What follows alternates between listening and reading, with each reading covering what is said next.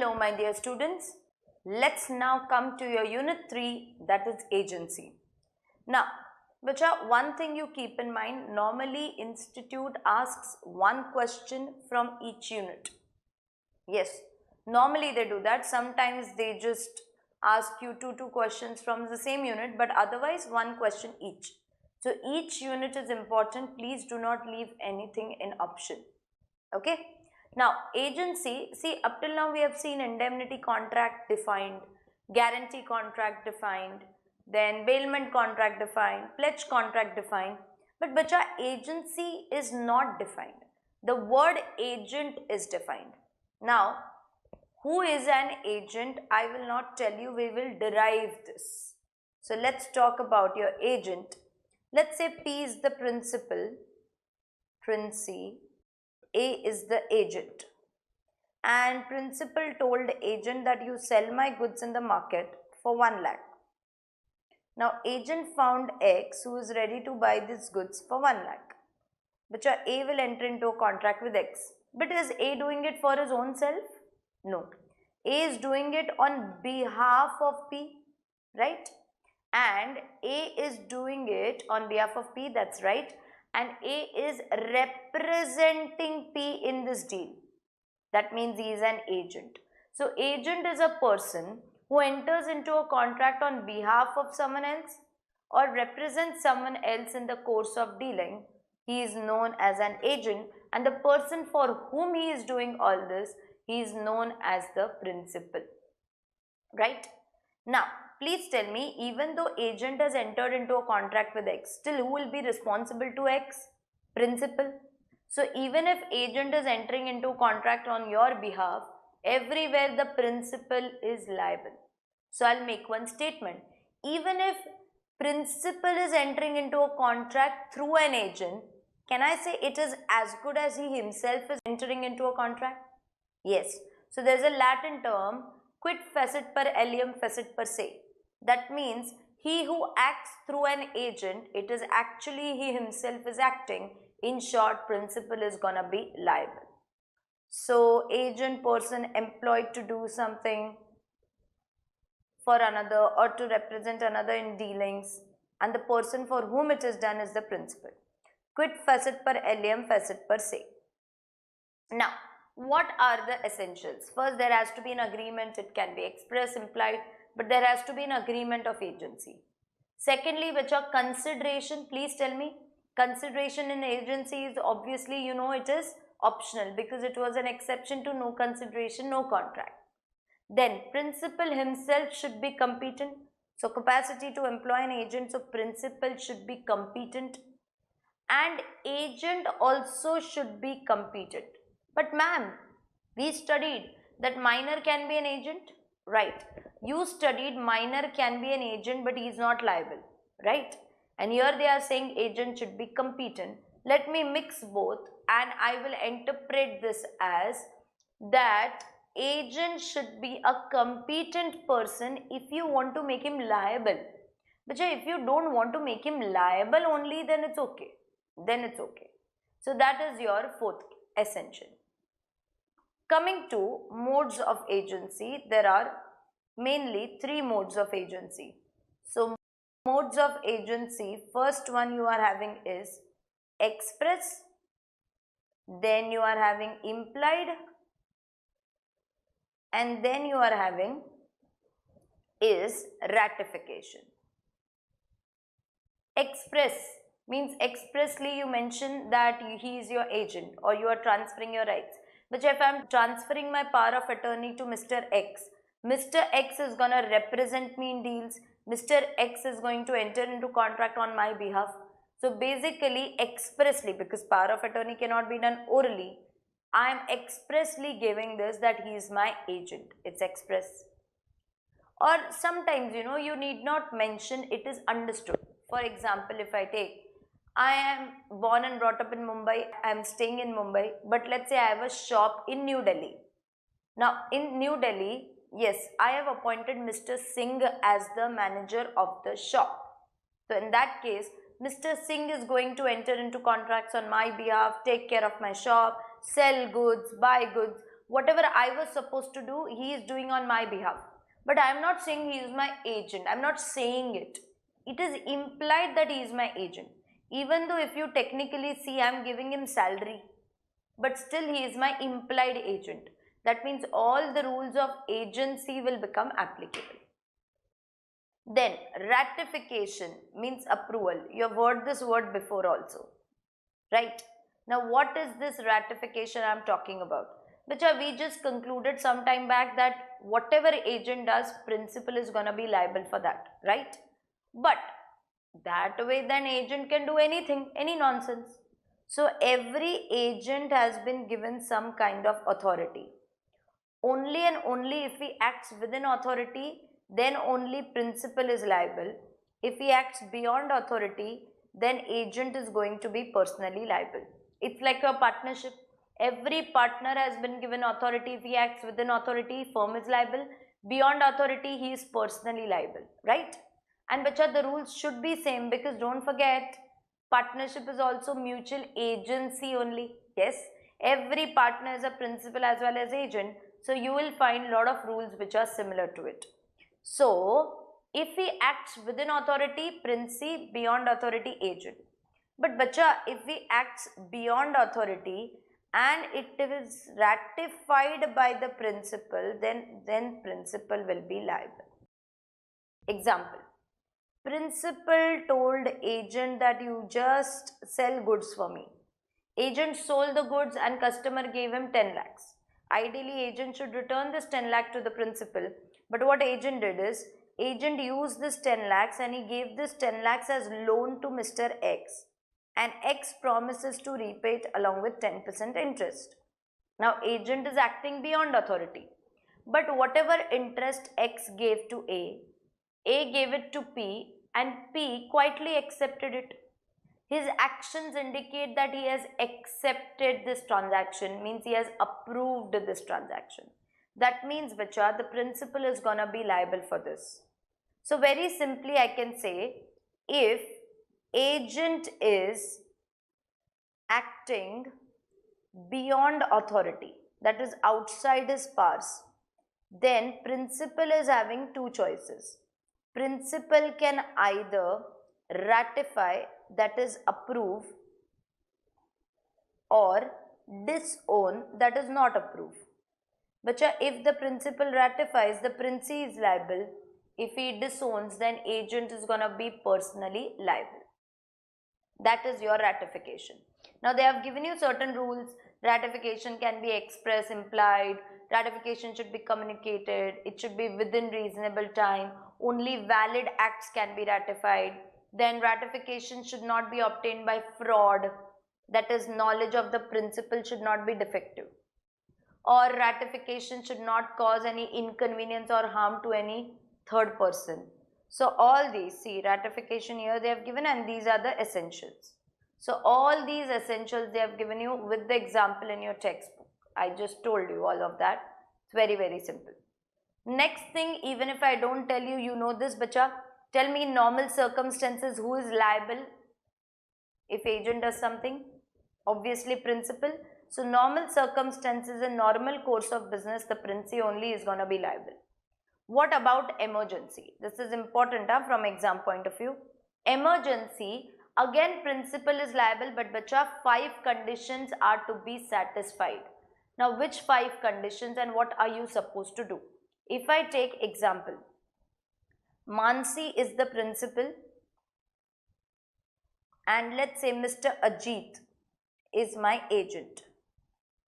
And I told Ajit to just transport. I am giving him tomatoes and I am telling him just to transport these tomatoes from one place to another. Okay, now what happens is his work is just to transport. What happens is he is transporting, but in between there was some landslide. Therefore, he was stranded in one village, one small village. So he had to stay there for around 3-4 days to, then only it was all cleaned and then only he could leave.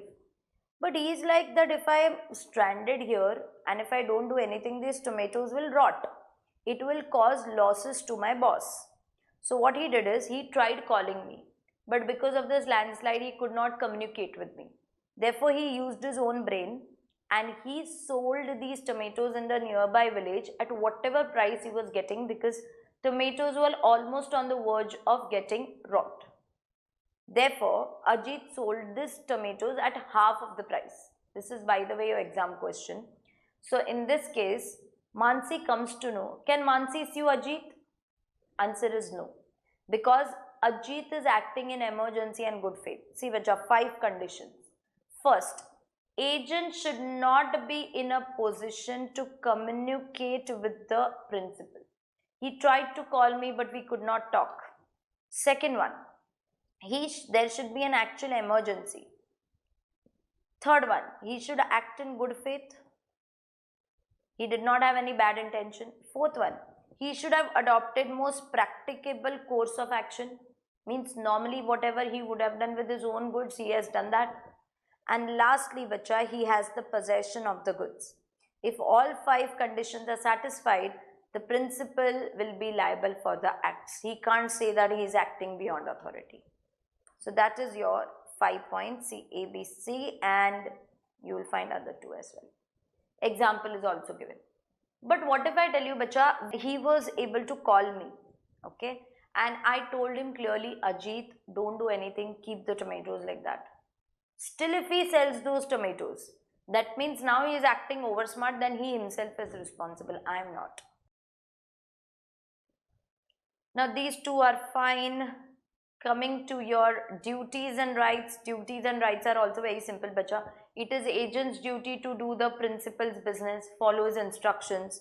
Then, in that case, if he does not follow my instructions and if there is any loss, he will have to pay me that loss. Then, I am relying on agent's skill and judgment.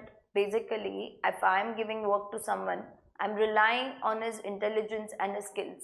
So, he has to use his skills. If he doesn't use it, if he acts negligently, if I suffer any losses, he will have to pay me those losses.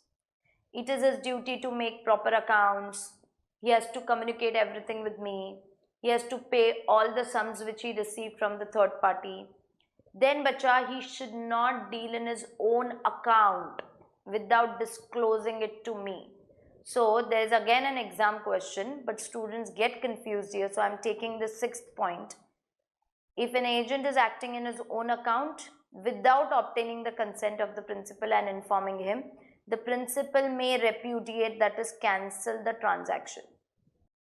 You know, example, Mansi again told Ajit that, Ajit, listen, I want to buy a house in this area. So Ajit found this house at a very good price, but Ajit is smart. Ajit bought this house in the name of his, let's say, brother Sujit. So Ajit is buying this house in the name of Sujit for 20 lakhs. Then he is showing that Sujit is selling it to him for 24 lakhs. And then Ajit is telling Mansi, Arey ma'am, you wanted to buy a house, now buy my house only. I bought it for 24, I'll sell it to you for 26. So in that case, bacha, if Mansi would have purchased the house in the first place, she could have got it for 20 lakhs. But because of this mischief of Ajit, she is buying it for 26 lakhs. So in that case, when Mansi comes to know, she can cancel the contract and she can claim 6 lakhs. That is your 6th point. Fine. And then what are his rights? Bacha, what are the rights of the agent? First, if I promise him commission and if I don't pay him commission, he can have right of lien. He can demand commission. Then whatever expenses he has incurred, advance he has paid, commission which he has, that he can retain out of the total amount. So if customer is giving him 5 lakhs and if his expenses are, let's say expenses, commission, everything is 50,000.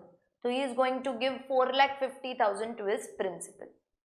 He has a right to get protected for any expenses which he incurs in normal course or an emergency. Fine.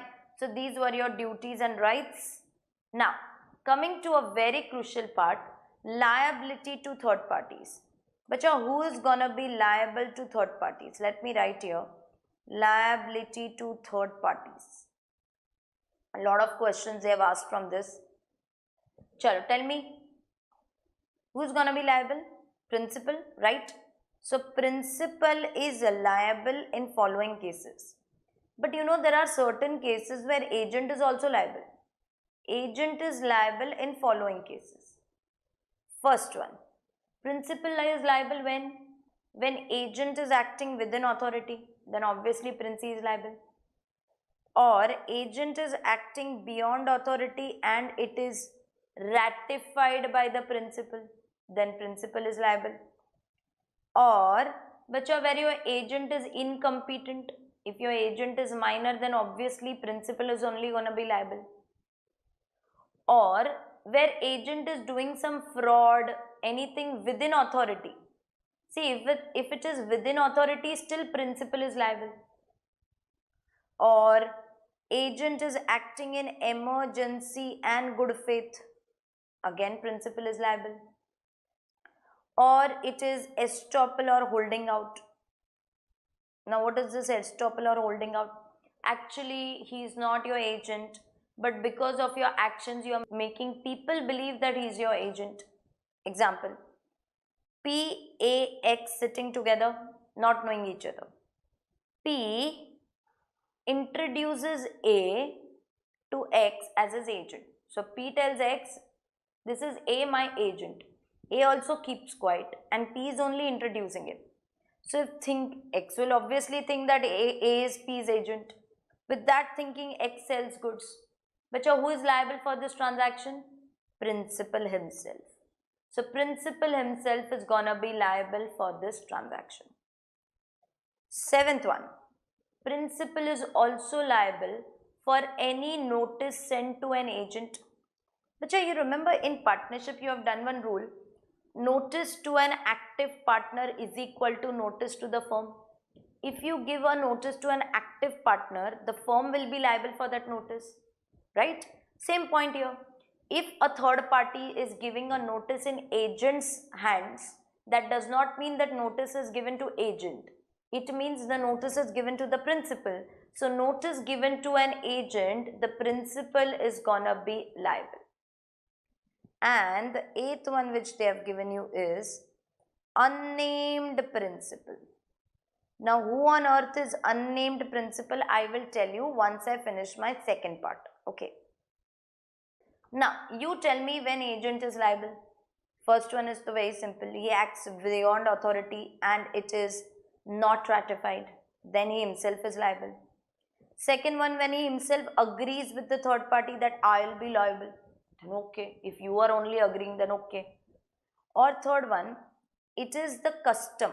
It is normal in your business where agent is going to be liable. So if you are working in an industry where agent is only responsible, then so be it. Agent is responsible because that's the custom of your business. Fourth one, when the agency is coupled with interest. Coupled with interest means he is acquiring personal interest. Means agent is getting something extra apart from commission. So I told my agent, you sell my goods for 10,000. He sold my goods for 15,000. But he told me only and only 10,000. 5,000 he is putting in his own pocket.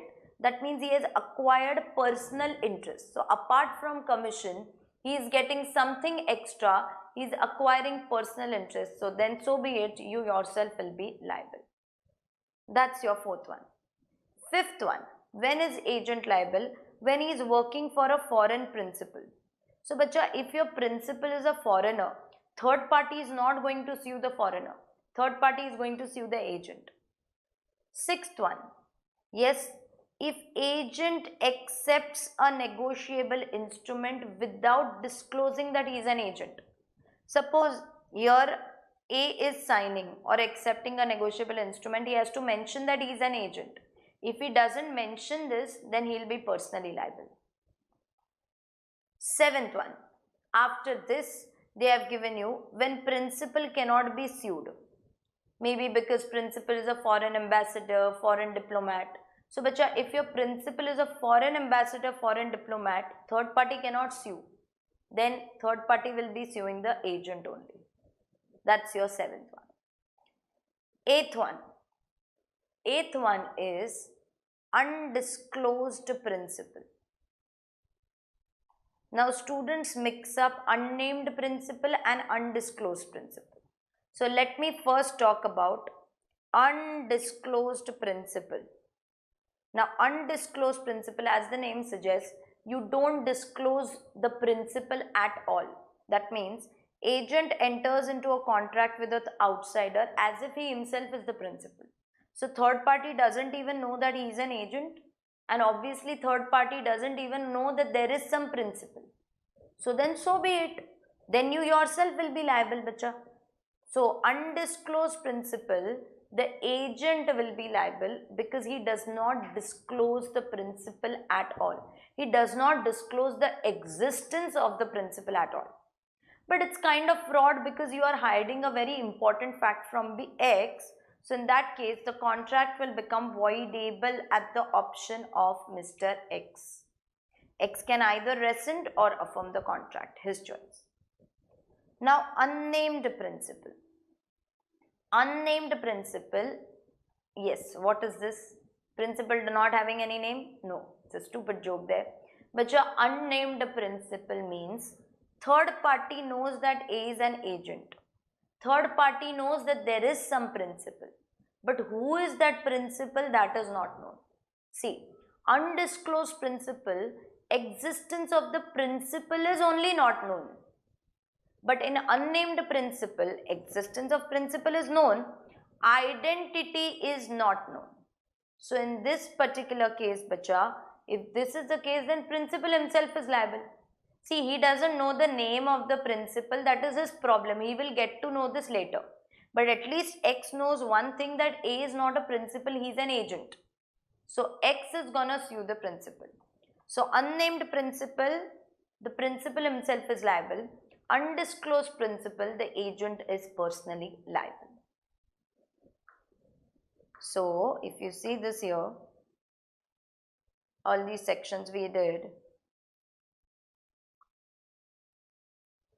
termination is fine, it's very, very simple. Undisclosed principal we saw, personally liable, agent is personally liable, and if third party comes to know, it is voidable at his option. Fine. Irrevocable is also fine. Coming to another crucial part. Sub-agent and substituted agent. Chalo, sub-agent, as the name suggests, agent's agent. So principal, agent, sub-agent. So P is the principal, A is the agent, and B is the sub-agent. Right. Please tell me, bacha, sub-agent is appointed by whom? Agent. Secondly, who is going to give him remuneration? Agent. He is going to report to whom? Agent. And bacha, who is going to be liable for his acts? Agent. So if you have understood this, bacha, I am making one statement. Just as there is a principal agency relationship here, there is a principal agency relationship here as well. So in this case, A is the principal of Mr. B. But you know, by default, appointing a sub-agent is not allowed because of a Latin term, delegatus non potest delegate. That is, a delegatee cannot further delegate. So, bacha, law just tells you very simple thing. Principal trusted you, na, agent, with his work. Without asking principal, how can you give his work to someone else? It's not possible. So a delegatee cannot further delegate. So by default, appointing a sub-agent is not allowed. But however, there are exceptions. That means in these exceptions, sub-agent can be appointed. First one, very simple. Principal himself allows. Then so there is no problem if principal is only allowing. Or principal knows and he does not object. It is as good as allows only. Or you have appointed him for some purely ministerial work, means clerical work, very small work where more skills and brain is not required, cleaning work or something like that. So for ministerial work, yes, you can appoint him because the main work is actually still done by the agent. Or you appointed him in emergency when there was no choice, then it's okay. And lastly, Bacha, you are appointing him because it is very normal in your business. Now, in share industry or share market, you might have heard about broker and sub broker. So, appointing a sub broker is not a big thing, it's a small thing, it's a very normal thing. So, in that case, you can appoint. So, in these exceptional cases where sub agent can be appointed, Bacha, principal is liable. But otherwise, agent will be liable for him. That is your sub agent. And like sub agent, you have substituted agent. As the name suggests, it's not agent's agent. It is principal's agent only. He's just replacing you for that work. For example, principal and agent, and principal told agent, listen agent, I want to sell my house on auction. So agent appointed a qualified auctioneer for the work. So whatever work was given to A, the whole work will be now done by the auctioneer. Agent's work is just to appoint a substituted agent. So substituted agent is also appointed by agent only. But the remuneration will be paid by whom? Principal, right? He is going to report to whom? Principal. Who is going to be liable for his acts? Yes, principal again. So, bacha, just as there is a principal agency relationship here, there is a principal agency relationship here as well. So, auctioneer has replaced A in this. A's work is just to appoint a good auctioneer. Once he appoints a good auctioneer, and if something happens, if this auctioneer does fraud and all, A is not responsible, it is the principal who is going to be responsible. But A's duty is to appoint a good substituted agent. So the difference between sub-agent and substituted agent. Bacha, one thing is same for both. Sub-agent is also appointed by agent and substituted agent is also appointed by agent. That's the similarity. But if I tell you distinction between sub-agent and substituted agent, bacha, sub-agent is going to do part of your work. Substituted agent has replaced you, he is going to do whole of your work. Another difference, remuneration given by agent, here Princey, reporting to agent, here Princey, then liable will be agent. Those 5 exceptional cases, principal will be liable. But substituted agent, always Princey only is going to be liable, right? Then I can say there is no privity of contract between P and B, there is no contract. But here there is a contract between P and auctioneer. Then sub-agent, in that sub-agency, agent will be liable till the end. Whereas in substituted agent, agent's work is just to name a good substituted agent. Once he does that, his work ends. He goes. Now it will be between P and the auctioneer. So that's the difference between sub-agent and substituted agent. I hope I'm very clear. Yes? With this, we finish our chapter Indian Contract Act. Bye-bye.